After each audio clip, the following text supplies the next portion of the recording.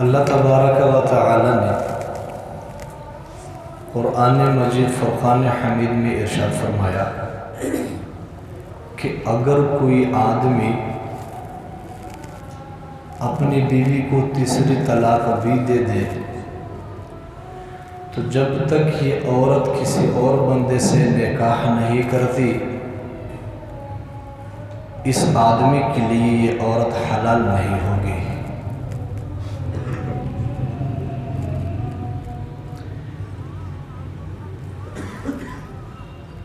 تین طلاقوں کی صورت میں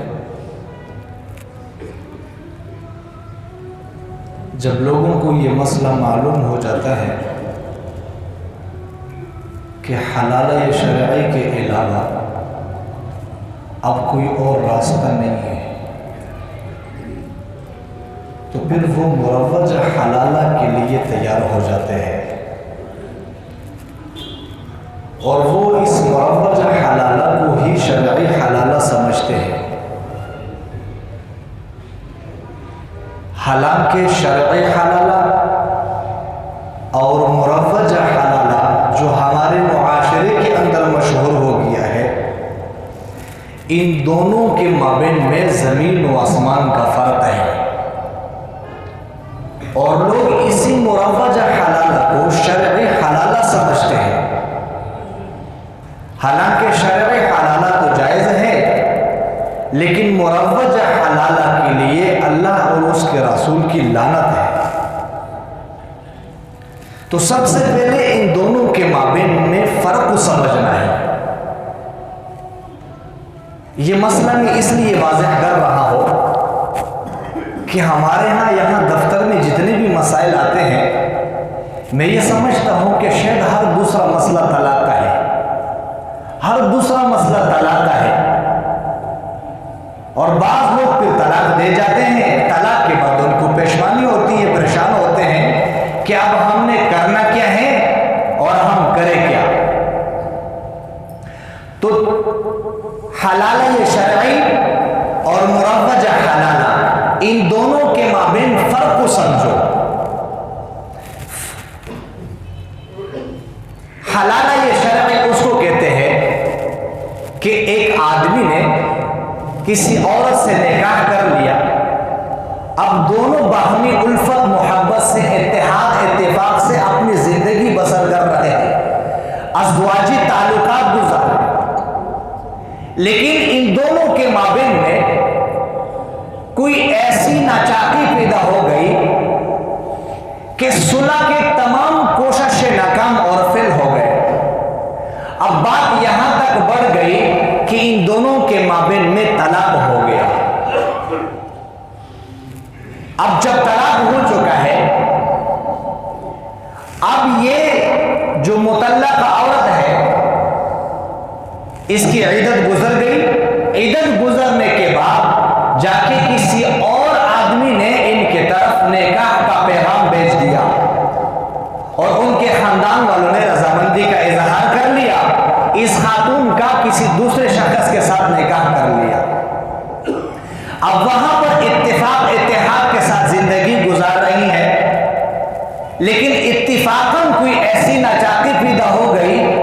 کہ ایک دفعہ پھر سے اس عورت کو طلاق ہو گئی۔ اب جب اس عورت کو طلاق ہو گئی،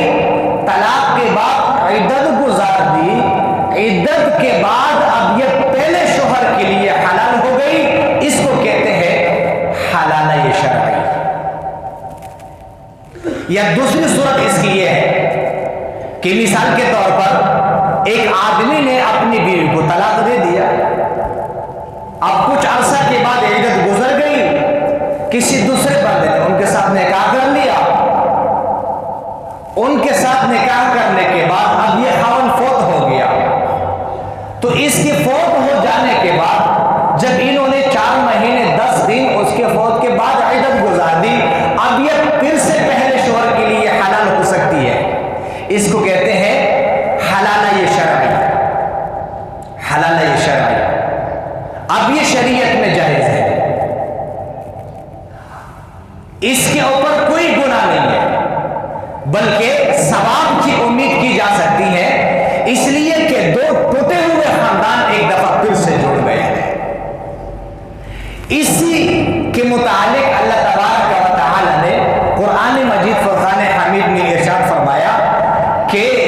وَإِن طَلَّقَهَا فَلَا تَحِلُّ لَهُ مِن بَعْدُ حَتَّى تَنكِحَ زَوْجًا غَيْرَهُ.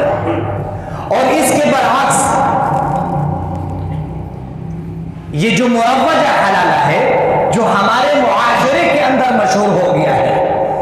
جب کوئی شوہر اپنی بیوی کو طلاق دے جاتا ہے،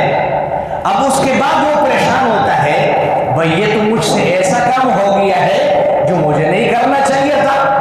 اب وہ مفتیوں کے دروازوں پر جا کر کے دستک دیتا ہے، علماء کے دروازوں پر جا کے دستک دیتا ہے، اور وہاں سے ایک ہی جواب ملتا ہے کہ بھائی اب آپ کا دوبارہ اس خاتون کے ساتھ نکاح نہیں ہو سکتا ہے. ہاں ایک صورت ہے، وہ صورت یہ ہے کہ آپ یہ جو آپ کی مطلقہ عورت ہے یہ کسی کے ساتھ نکاح کرے گی،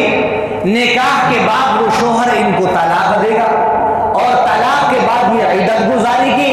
عدت گزارنے کے بعد یہ آپ کے لیے حلال ہو سکتی ہے. تو ایک عام آدمی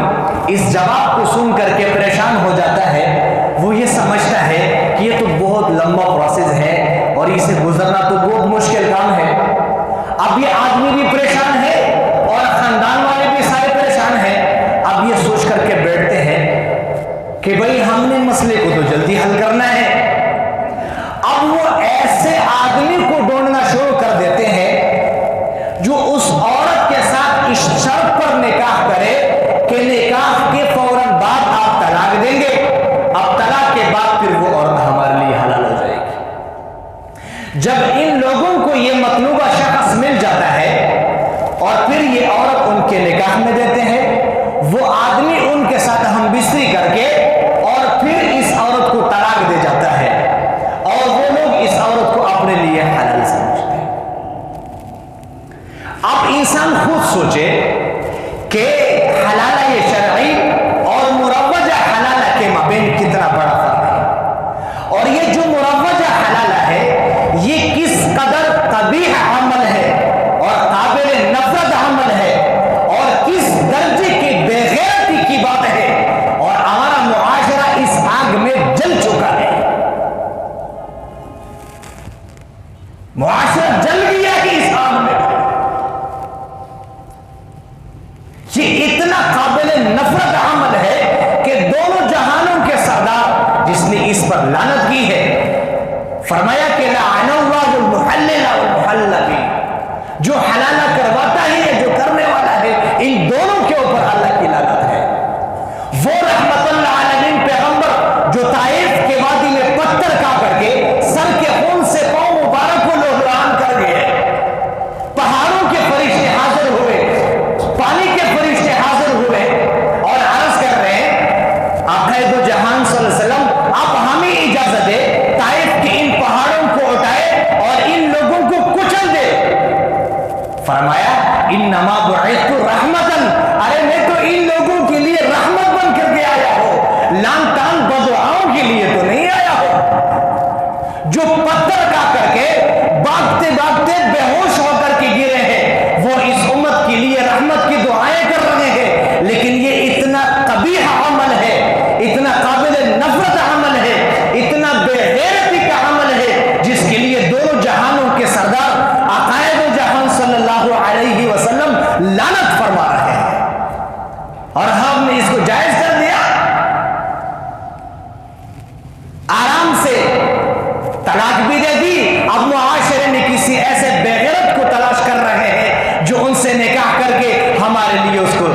حلال کر دیتے ہیں. اللہ اکبر کبیرہ. ایک بات یاد رکھیے، شرعی حلالہ اور مروجہ حلالہ کے مابین میں یہ فرق ہے جو آپ نے سمجھ لیا. لیکن اگر کوئی یہ قدم اٹھا لیتا ہے، یہ قابل نفرت فعل کر لیتا ہے، ایسا ناجائز اور حرام گناہ کا کام کر لیتا ہے، اس کے کرنے کی وجہ سے یہ کام جائز ہو جائے گا ان کے لیے، اگرچہ گناہ اس کو ہے لیکن یہ عورت ان کے لیے حلال ہو جائے گی. ایک آدمی کے ذہن میں یہ سوال پیدا ہو سکتا ہے کہ جب اتنا قابل نفرت فعل ہے، اتنا گناہ کا کام ہے، حرام اور ناجائز ہے، تو پھر تو کرنے کے بعد یہ حلال ہونا نہیں چاہیے تھا؟ نہیں، شریعت کا اصول یہ ہے، اس بات کو سمجھے، شریعت کا اصول یہ ہے کہ کوئی ناجائز عمل، ناجائز فعل، ناجائز کام کسی جائز عمل فعل کے لیے سبب بن سکتا ہے، یہ شریعت کا اصول ہے۔ مثال کے طور پر میں آپ کو مثال دے کر کے بات سمجھاؤں۔ ایک آدمی ہے، اس نے دکان سے چوری کر کے گھر لے آیا، کاٹنے والی چھری دکان سے چوری کر کے گھر لے آیا۔ اب اسے پیاز بھی کاٹتا ہے، آلو بھی کاٹتا ہے، ٹماٹر بھی کاٹتا ہے، سارے کام کرتا ہے۔ یہ کام اس نے ناجائز کیا ہے، حرام کیا ہے، گناہ کمایا ہے، لیکن اسی چھری کے ذریعے اس آدمی نے ایک دن اپنے بکری کے گلے کو کاٹ دیا اور بکری کو ذبح کر دیا۔ اب اس کو احساس ہوا یہ چوری تو میں کسی دکان سے چوری کر کے لایا ہو، تو اب یہ بکری حلال ہوگی یا حرام؟ اب پاکستان میں جتنے بھی مفتیان کرام بیٹھے ہیں افتاء کے دفتروں میں، اب کسی کے پاس اس مسئلے کو لے جائیں گے، وہ آپ کو فتویٰ لکھ کے دے دے گا کہ بھائی بکری حلال ہے، بکری حلال ہے۔ ایک آدمی نے کپڑے والی دکان سے کپڑے کا تن چوری کر کے لے آیا اور اسے 5-6 سوٹ بنوا لیے، اب جمعے کے دن سوٹ پہن کر کے مسجد میں آ گیا ہے، اور اسی سوٹ میں جا کے اس نے نماز پڑھی۔ اب جا کے ان کو احساس ہو گیا کہ یہ تو سوٹ جو ہے نا یہ میں چوری کر کے لایا ہو، اب پتہ نہیں میری نماز ہوگی کہ نہیں ہوگی۔ جا کر کے کسی مفتی صاحب کے پاس بیٹھ گئے، حضرت آپ مجھے فتویٰ دے دیں میری نماز ہوئی کہ نہیں ہوئی۔ مفتی صاحب فتویٰ لکھ کے دے دیں گے اگرچہ کام آپ نے ناجائز کیا ہے، حرام کیا ہے، گناہ کا کام کیا ہے، قیامت میں حساب دینا پڑے گا، لیکن اس میں جو آپ نے نماز پڑھی ہے وہ نماز کی فرضیت آپ کے کندھے سے ساقط ہو گئی ہے۔ تو میں عرض یہ کر رہا تھا کہ یہ حلال